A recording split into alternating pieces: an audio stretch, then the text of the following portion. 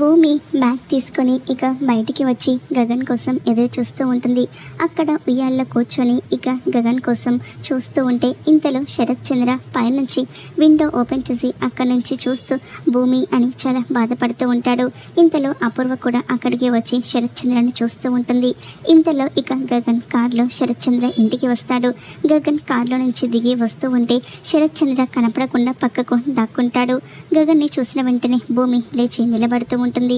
ఇక గగన్ భూమిని పట్టుకొని ఇక అలా బయటికి తీసుకెళ్తూ ఉంటాడు.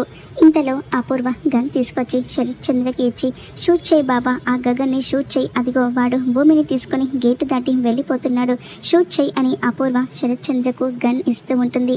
శరత్ చంద్ర గన్ తీసుకొని ఇక గగన్కి గురిపెట్టబోతూ ఉంటాడు. గగన్ ఎక్కి కార్లో కూర్చుంటాడు. భూమి ఇక అలానే నిలబడి ఉంటుంది. శరత్ చంద్ర అలా గన్తో షూట్ చేద్దామని చూస్తూ ఉంటాడు. భూమి కార్లో ఎక్కకుండా అలానే నిలబడి ఉండేసరికి గగన్ కార్ దిగి, ఏంటి భూమి ఏం చూస్తున్నావు, కార్ ఎక్కువ అని భూమిని చేయి పట్టుకొని తీసుకెళ్తూ ఉంటే భూమి ఒక్కసారిగా గగన్ను తోసిస్తూ ఉంటుంది.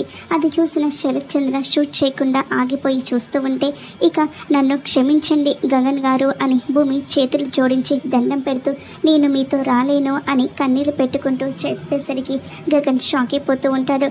భూమి మాటలు విని శరత్ చంద్ర చాలా సంతోషపడుతూ, నా భూమి నా దగ్గరే ఉంటుంది అని ఆనందంగా చూస్తూ ఉంటాడు.